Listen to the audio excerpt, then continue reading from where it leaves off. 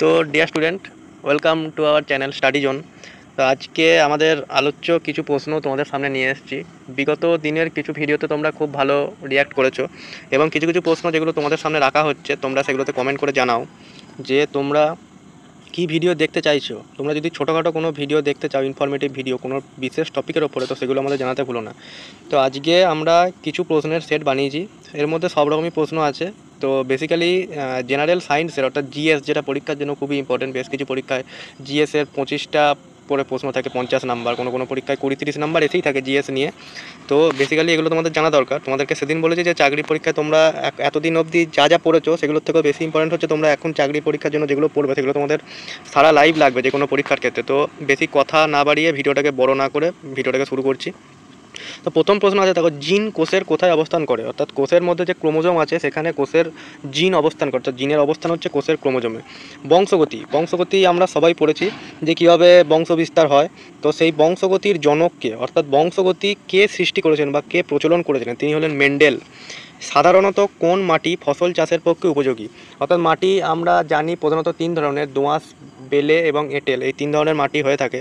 নানান রকম মাটি চাষের পক্ষে উপযোগী, তার মধ্যে সবথেকে ভালো যেটা হচ্ছে সেটা হচ্ছে দোআঁশ মাটি, কারণ এতে মাটির মধ্যে পরিমাণগুলো, অর্থাৎ মাটির মধ্যে যে অনুপাত, সেগুলো সঠিক অনুপাতে থাকে, তাই এটা চাষের পক্ষে খুবই উপযোগী।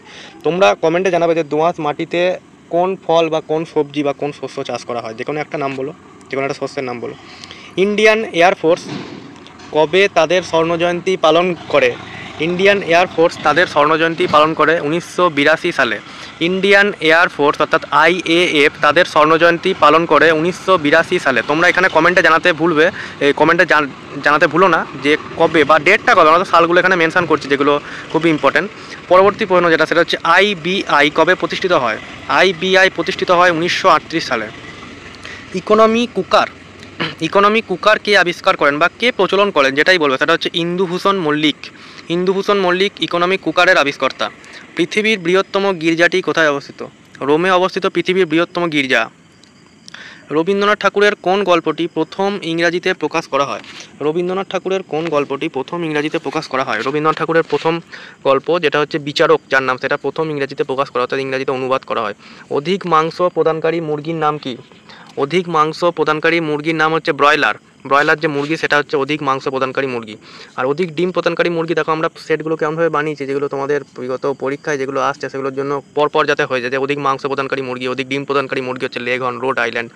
এগুলো হয়তো অনেকেরই জানা, কিন্তু পরীক্ষায় জানা প্রশ্নে অনেক সময় তোমরা ভুল করো, তাই সেগুলোকে রিভাইজ করার জন্যই পরপর সেটগুলোকে বানানো। এবং ইনফরমেটিভ ভিডিও দেখার জন্য আমাদের চ্যানেলটাকে তোমরা সাবস্ক্রাইব করতে ভুলো না, এবং চ্যানেলটাকে লাইক, কমেন্ট, শেয়ার অবশ্যই করবে, যাতে এই ধরনের ভিডিও তোমরা তোমাদের বন্ধুদের মাধ্যমে নানান জায়গায় তোমরা তোমাদের বন্ধুদেরকে হেল্প করতে পারো এই ধরনের ভিডিওর মাধ্যমে।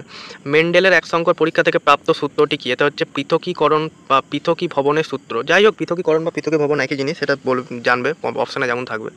এবার হচ্ছে মেন্ডেলের দ্বিসংকর পরীক্ষা থেকে প্রাপ্ত সূত্রটি কি? দেখো, এটা হচ্ছে প্রথম এক সংকর পরীক্ষা থেকে প্রাপ্ত সূত্র হচ্ছে পৃথকীভবনের সূত্র। দ্বিসংকর পরীক্ষা থেকে প্রাপ্ত সূত্র হচ্ছে স্বাধীন বন্টনের সূত্র। নিউক্লিয়াসের কয়টি অংশ? নিউক্লিয়াসের 4টি অংশ। তোমরা কমেন্টে জানাবে যে নিউক্লিয়াসের 4টি অংশের কী কী নাম। কোন সালে বাঘকে বিপন্ন প্রাণী বলে ঘোষণা করা হয়? 1969 সালে বাঘকে বিপন্ন প্রাণী বলে ঘোষণা করা হয়। 1969 সালে। সালগুলো খুবই ইম্পর্ট্যান্ট। এটা যেহেতু তোমাদের ইতিহাসের কোনো প্রশ্ন নয়, বিজ্ঞানের প্রশ্ন, যেহেতু এখানে সালগুলো তোমাদের মনেই রাখতে হবে। ইতিহাসের প্রশ্নটা সেখানে নয়, মেন করে কিছু বলে দিতাম। তো এখানে বেশিরভাগ প্রশ্নের সেটটা এমনভাবে বানানো হয়েছে যেখানে মেন প্রশ্ন বা মেন সাল যেগুলো পরীক্ষায় এসেছে বা আসতে পারে, সেই ধরনের সালগুলোকে নিয়েই বানানো হয়েছে একটা সেট। রবার্ট হুক কত খ্রিস্টাব্দে প্রথম কোষ আবিষ্কার করেন? কোষের আবিষ্কর্তা রবার্ট হুক, আমরা প্রত্যেকেই জানি, তিনি 1667 খ্রিস্টাব্দে প্রথম কোষ আবিষ্কার করেন। কর্ণের প্রধান কয়টি অংশ? কর্ণ বলতে এখানে কিন্তু কান বা ইয়ার, তার প্রধান কটা পার্ট? তিনটি পার্ট। তোমাদের যদি কারোর জানা থাকে যে 3টি পার্ট কী কী, তাহলে তোমরা কমেন্টে অবশ্যই জানাবে। চোখের কোন অংশে পল্লব লোম থাকে? চোখের অক্ষিপল্লবের কিনারায় পল্লব লোম থাকে। ভালো করে প্রশ্নগুলো কিন্তু বারবার তোমাদের বলছে একটাই কথা, যে পরীক্ষায় আসার মতনই প্রশ্ন বানানো হয়েছে, তাই ভিডিওগুলোকে স্কিপ না করে বা তাড়াহুড়ো করে ভিডিওটাকে দেখতে গিয়ে পরীক্ষায় কম নাম্বার পেয়ে এলে কিন্তু সেটা তোমারই বোকামি হবে। তাই বারবার তোমাদের একটা কথাই বলবো যে ভিডিওটাকে স্কিপ না করে, কোনো তাড়াহুড়ো না করে পরপর দেখতে থাকো, সেক্ষেত্রে তোমাদেরই অনেক কিছু অজানা জিনিস জানা হয়ে যাবে। চক্ষুর লেন্সের মধ্যেকার ক্ষুদ্র ছিদ্রটিকে কী বলে? তারারন্ধ্র বা পিউপিল। আমরা তারারন্ধ্র শব্দটার সঙ্গে অনেকেই পরিচিত, যেটার ইংরেজির নাম হচ্ছে পিউপিল, বা যেটাকে আমরা বলি চোখের তারা বা চোখের মণি। প্রাণীদেহের ভৌত সমন্বয়ক হলো স্নায়ুতন্ত্র। কেন্দ্রীয় স্নায়ুতন্ত্রটি নিরেট কোন প্রাণীদের? নিরেট বলতে এখানে বলা হয়েছে সলিড, সেটা হচ্ছে অমেরুদণ্ডী প্রাণীদের। একটি অন্তর্বাহী স্নায়ুর উদাহরণ দাও। একটি অন্তর্বাহী স্নায়ুর উদাহরণ হচ্ছে অপটিক স্নায়ু। অপটিক স্নায়ু হচ্ছে একটি অন্তর্বাহী স্নায়ুর উদাহরণ। কলেরা রোগ সৃষ্টিকারী ব্যাকটেরিয়া কোনটি? কলেরা রোগ সৃষ্টিকারী ব্যাকটেরিয়া হচ্ছে Vibrio colliery. Vibrio colliery bacteria দ্বারা কলেরা যে রোগ, যেটা জলের মাধ্যমে মানুষের দেহে ছড়িয়ে পড়ে, সেটা মানে ব্যাকটেরিয়াটার নাম হচ্ছে ভিব্রিও কলেরি। তো আজকের সেটটা এই পর্যন্তই। আশা করি ভিডিওটা খুব বেশি বড় হয়নি এবং ভিডিওটার মধ্যে অনেক কিছু ইনফরমেশান আমরা দেওয়ার চেষ্টা করেছি। খুব বেশি প্রশ্নর সেট নিয়ে ভিডিও বানাচ্ছি না, ভিডিওগুলোকে লার্জ করে ছোটো ছোটো ভিডিও হলে তোমাদেরও নানা রকম দেখতে ইন্টারেস্ট থাকে। বেশি বড় লার্জ ভিডিও হলে সেক্ষেত্রে অনেক কিছু কথা বলা হয়ে যায়, সেক্ষেত্রে ভিডিও বেশি লার্জ হয়ে যায়।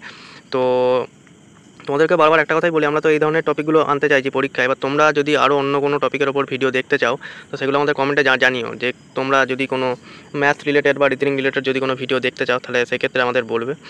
আর এই ভিডিওগুলোকে যদি তোমাদের লাগে পিডিএফগুলো, তাহলে তোমরা আমাদের চ্যানেলের ডিসক্রিপশান বক্সে হোয়াটসঅ্যাপ চ্যানেলের লিঙ্ক এবং টেলিগ্রাম চ্যানেলের লিঙ্ক দেওয়া থাকবে, সেখান থেকে পিডিএফগুলোকে তোমরা কালেক্ট করে নিতে পারবে। তো আজকের ভিডিওটা এই পর্যন্তই। নেক্সট ভিডিও খুব তাড়াতাড়ি আসবে, ততক্ষণে তোমরা সবাই ভালো থেকো এবং থ্যাংক ইউ।